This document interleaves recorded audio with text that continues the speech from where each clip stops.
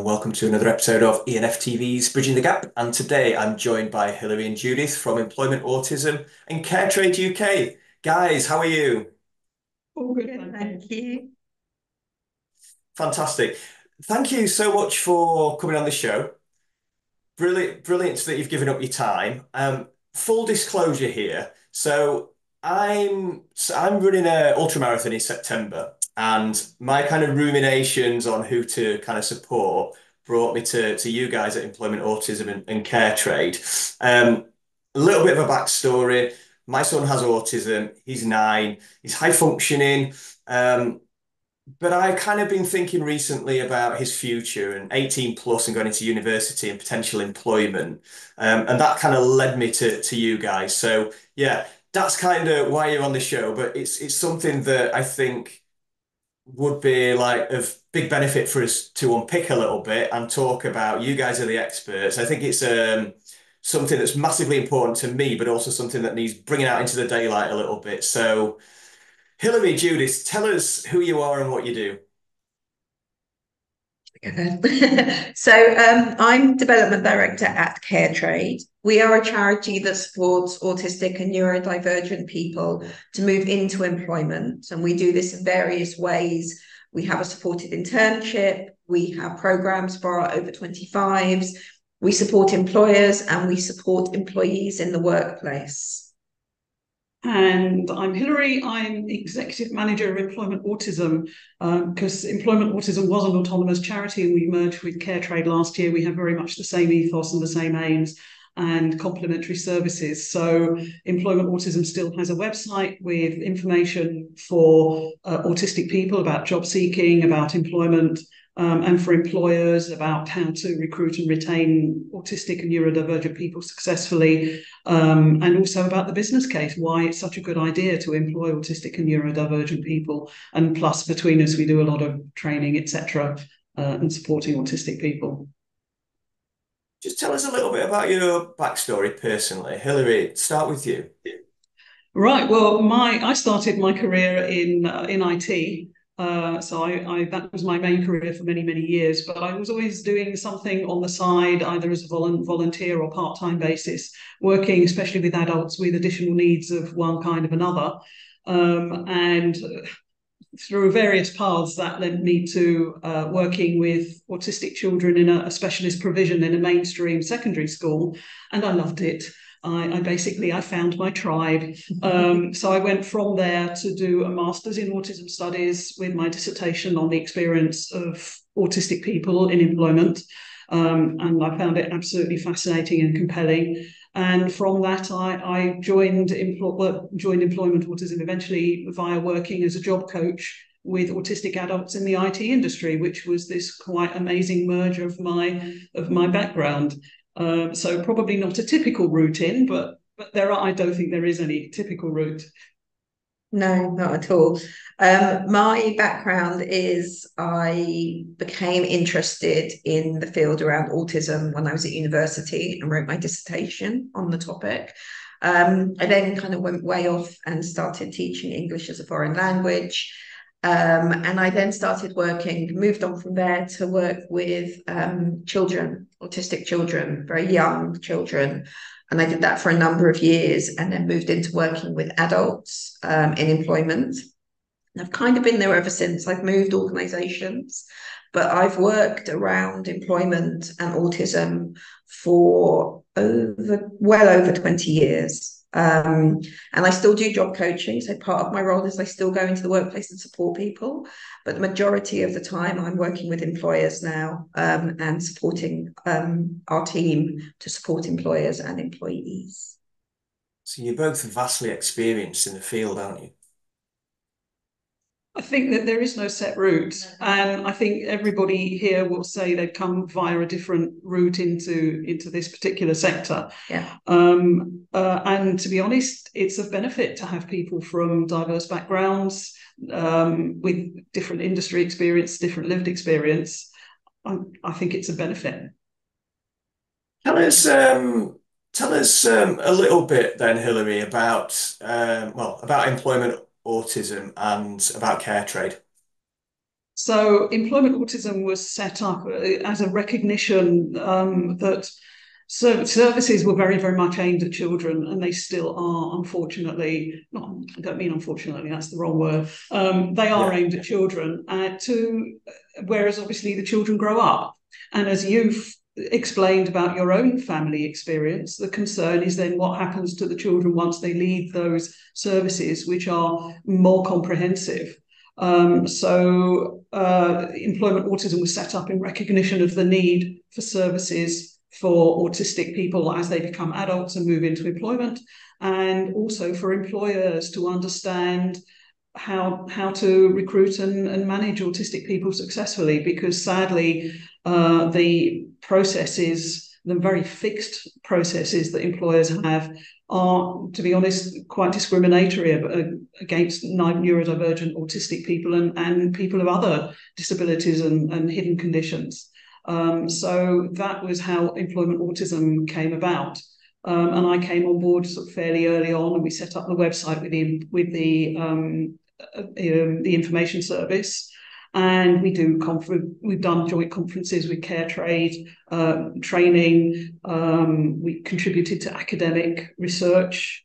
It's good to be part of a network of like-minded organisations. And we've also set up the Job Coach Cafe, which is a peer support group on LinkedIn for job coaches supporting autistic adults. Because very often job coaches are thrown in at the deep end, and they don't necessarily have an understanding of the condition of the people that they're supporting. So having a peer support sounding board, safe sounding board, is very helpful.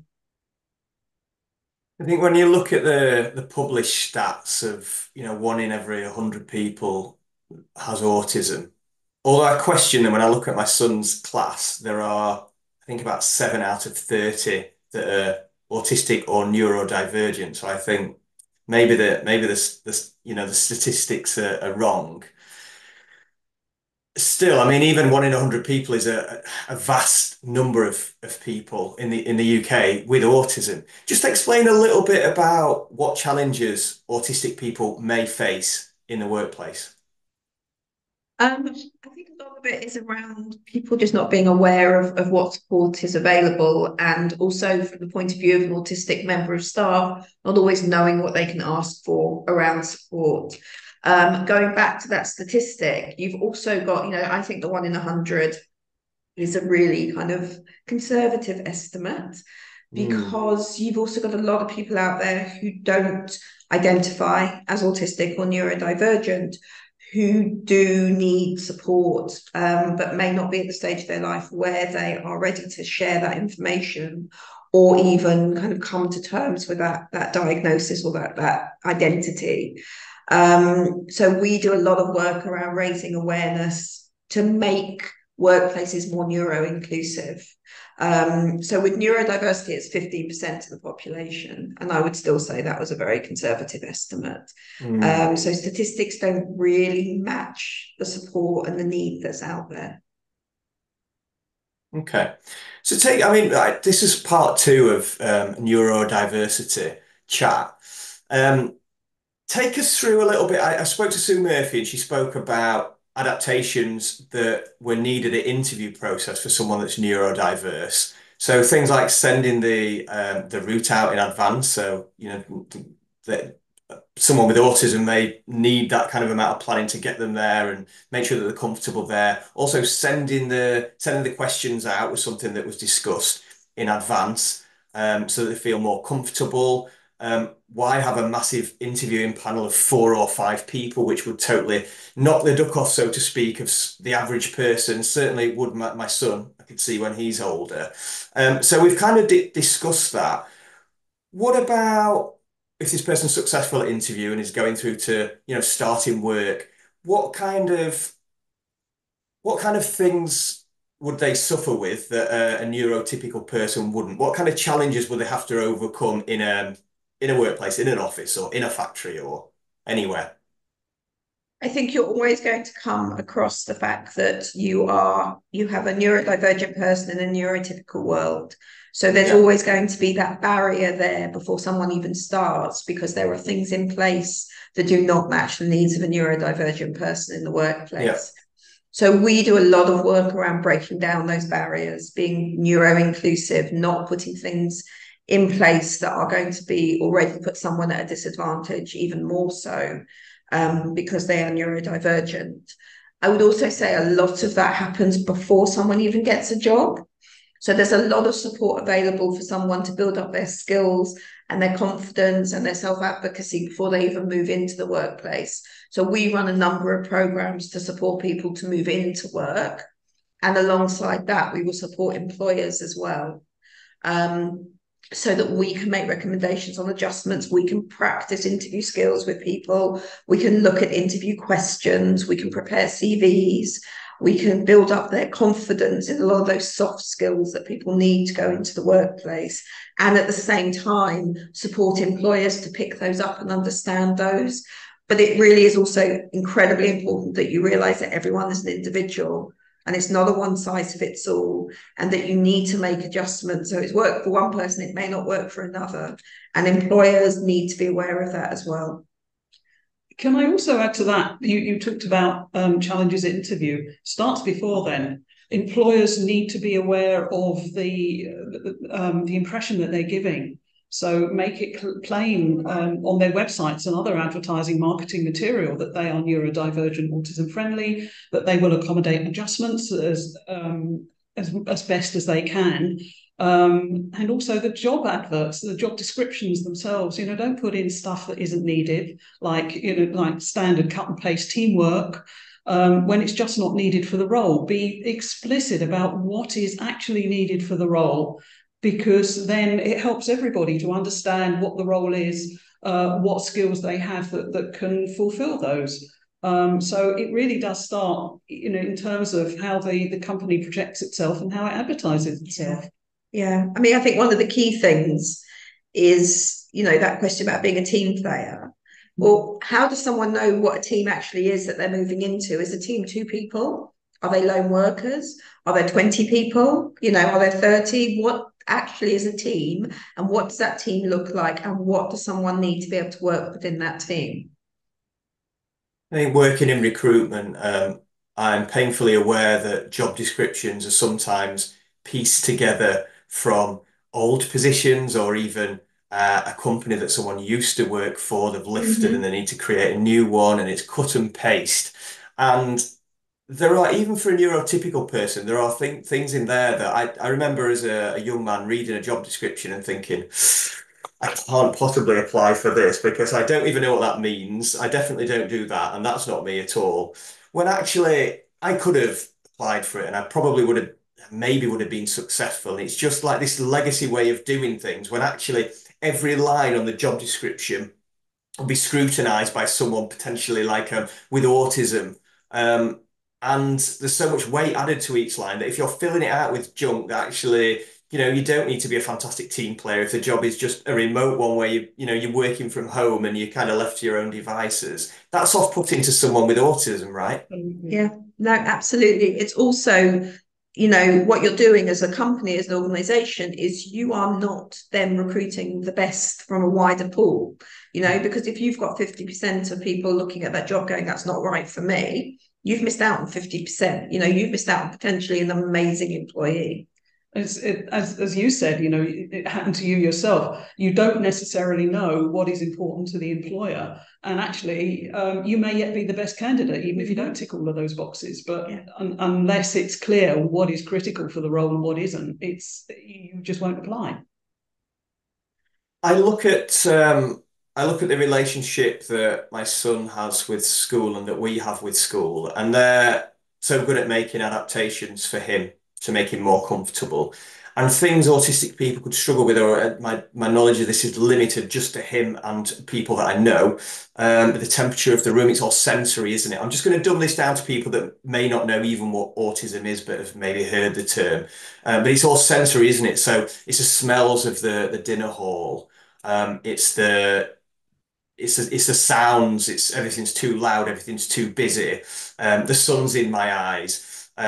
Some like there's a lot of masking that kind of the term for it is masking. And sometimes my son will come home from school exhausted, and there are behavioural problems because simply because he's had to mask all day from all this sensory bombardment. I don't think that's something that goes away. Maybe you'll learn to deal with it as an adult. But so if we extrapolate forward, this will be my son in a working environment where he's still confronted with sensory bombardment, with smells, with touch, with taste, with noise. How do employers navigate that? Because really, everyone's funneled into an office environment, if you take an office as a location of work, and expected to behave the same. And that's got to affect output, hasn't it? Absolutely. I mean, there are lots of ways that employers can support their employees. We always advocate workplace passports.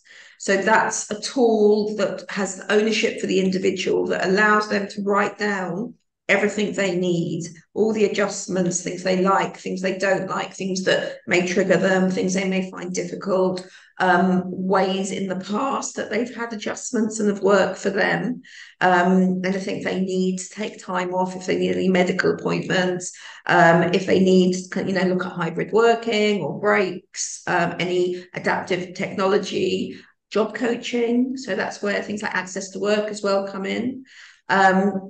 And it's a document that can be updated at any point, and this has the ownership of the individual. So it gives them their advocacy, their ability to say, this is me, this is what I need. And it does fall, comes under adjustment. So, there's a legal side to it as well under the Equality Act. It's also worth noting that most adjustments are free or very, very, very low cost. I mean, it doesn't cost anything for somebody to sit at one side of the office away from a noisy fridge. Than it does for them to sit next to it. Somebody can wear ear defenders in the office. I mean, the offices I go into, people are plugged into music and goodness knows what. So the fact that somebody is wearing an ear defender to cut out the noise is no different from somebody who's blasting music at themselves. A lot of these things just would merge into the background. They're not significant, but obviously they're critical to the individual person and their performance. Hilary, what are the legalities around here? Because if somebody has no use of the legs, then adaptations will be made with ramps and things like that to make, so they could basically perform a job. What are the legalities around autism and adaptations that need to be made for autistic people to thrive? So autism comes under the Equality Act in the category of disability, which is a slight problem in itself because, as Judith mentioned earlier, some autistic people may consider themselves disabled, others don't. And obviously, if you don't feel yourself in that way, you may be disinclined to ask for adjustments. So employers are required to make adjustments for autistic and neurodivergent people.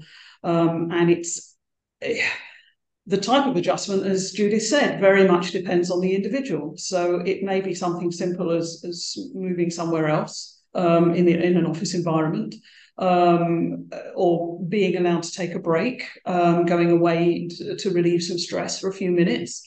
It may be working at home. But yes, the Equality Act, and I'm not a lawyer, don't quote me on this. There is other disability legal requirements as well. I don't know the detail of, but unfortunately, given that a lot of people contact Employment Autism with queries about adjustments, a lot of employers are just not aware of their obligations under the law. It's a problem. Yeah. You've also got to bear in mind that an individual is not just, somebody with a disability. They have other kind of, it's intersectionality. There are other parts of their lives that contribute towards what they need and what they may require and kind of who they are as an identity. So it's looking at all the protected characteristics and making sure that you're making adjustments based on everybody as a whole person, not just somebody with a disability. And that they change over time. Yep. 100%. So it's an ongoing dialogue. Judith, I kind of know the answer to this already, and I hate to ask, but is enough being done in an average company to create a landscape where autistic people can thrive, to make them comfortable, is enough being done? I think there is a lot of willing. There is a lot of organisations out there who are trying to make a difference, who are really, really investing in their neurodivergent staff, and in turn that kind of invests in other staff as well. But there's a long way to go. There is still a lot of misinformation. There's a lot of misunderstanding on how the Equality Act works, what adjustments are, what neurodiversity is, because, you know, it's obviously an umbrella term. And as we keep saying, you know, you've met one person with autism, you've met one person with autism, and therefore it can be quite hard for organisations to think, well, I've done this, I've put this in place, so it must be fine for everybody else. But in reality, it isn't. But there's lots of support out there in order to support employers. It's just getting them, you know, matching up the support with the need. And I think sometimes that's where the difficulty is. Do you think it just is that lack of awareness of what's necessary? Yes. And I also think it's around, we've all got inherent pressures within our own jobs. And when you add line managing someone who may have more kind of support needs, and your time pressure and your time poor, things sometimes go wrong, and you don't always give enough time to that individual. So I think a lot of it comes from, you know, the managers need as much support as the individuals. So it kind of goes up the scale, you know, up the company or the organization. And it does need to come from the top, because everyone needs that support.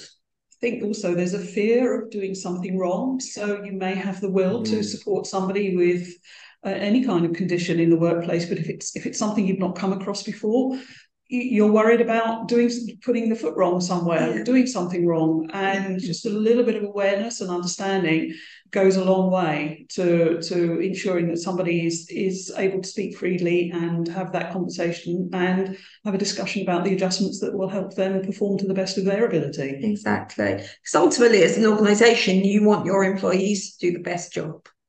You know, you as a company, you're employing someone to do a job, you want them to do their best job. So you really should be investing your time in supporting that individual so that that output is there. Hilary, talk a little bit about the benefits to a company of having a landscape where neurodiverse people and people with autism are happy and firing on all cylinders. So there is nothing that you will do for an autistic or a neurodivergent person that wouldn't be a benefit to all your employees. So if you've got a flexible culture, flexible processes, an open environment where people can talk about something that will help them work to the best of their ability, it's going to work for everybody. So including that flexibility within your own workplace is a bit of a no-brainer.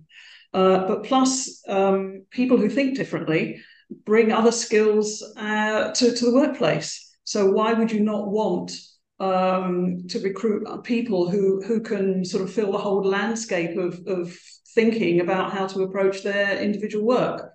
We have a quote from one manager on our website, which says something along the lines of, this particular employee fills a niche that the rest of the team just couldn't do. It's about being able to think differently. And there are organisations and departments that go out of their way to recruit autistic and neurodivergent people simply because of a number of the inherent skills that some, not everybody, but some people have, that really fills a specific need that they have. I'm sure Judith. Some time ago, I had to. No, go on. Sorry, Judith. No, I mean, I totally agree with Hilary. I think thinking differently, you know, especially there's a lot of people, especially in kind of the creative world. So having that ability to be creative, think differently, think outside the box, you know, think on your feet, is really key and really important. But with those also becomes, you know, there are other difficulties. So you don't want someone to burn out. You don't want people to be too stressed and anxious. You don't want people being, you know, feeling that they have to mask. So you have to have a really good balance between having someone's skills and supporting them, and also making sure you are managing their well-being at the same time. I'd imagine, I was just thinking while you were chatting, even just like the pressure socially on somebody to be part of an office environment. I know that when I've been, say, small talking maybe at meetings all day, my social battery is pretty much drained. For an autistic person, I would imagine this has amped up considerably. Even kind of just that being in that office environment, I would imagine just with all the masking will be absolutely draining for a person with autism. Yeah, no, it is. If you think about an iceberg, there's, you've got a little bit on top and then you've got loads underneath. And that is kind of what how a neurodivergent person feels every day going into work. They've got this image on top, but underneath they're frantically just trying to kind of catch up and keep up with everybody. And you're right, that social element of work can be exhausting. And there are ways around that. There are adjustments. So, for example, using Zoom and using kind of technology, if you've got a big meeting, being able to turn your camera off and walk around the room and, pull faces, or do whatever somebody feels that they do to relieve stress without Yeah. having someone see you do that is a brilliant step forward, because you wouldn't do that in a meeting, a face-to-face meeting. So I do think there are huge advantages to Zoom and Teams, because it allows someone to be themselves. And when they feel that things are difficult, camera goes off and they can just take five. It's also about some of the social activities that go that happen beyond the workplace, which are actually part of the workplace culture. So I was talking to somebody actually last week who said that all of their social activities, their team building, takes place in the pub, and she says she can't take the noise. So Cultural thing, isn't it? Have alternatives. By all means, end up in the pub, but why not go somewhere quietly first where everybody can join in? It's about thinking also beyond the workplace to those kinds of social and team building activities, so that they're not always channeled in one direction. Yeah, it's definitely making sure that you are not putting kind of your ideas and your kind of perceptions and what you think is right into somebody else, and making sure that everyone has their voice as well. It does make you think, doesn't it? Because I always had a bit of a perception about people that didn't put the camera on during a meeting. Part of me was thinking, what's being hidden here? Never occurred to me to look at it through the lens of someone that's neurodiverse until you've just said that now. And I think if employers sat down and thought about like I think you said, Judith, that a lot of the ways that you can make adaptations are free and really easy. It's just a case of, I suppose, sitting down with these staff. Let's not forget that there are more and more people being diagnosed, 30, 40, 50 years old, that have struggled with these things all their lives and are only now just having that diagnosis. I think maybe, and potentially in my case, I notice a lot of myself in my son. And so it gets you thinking, I wonder whether I'm somewhere on the spectrum.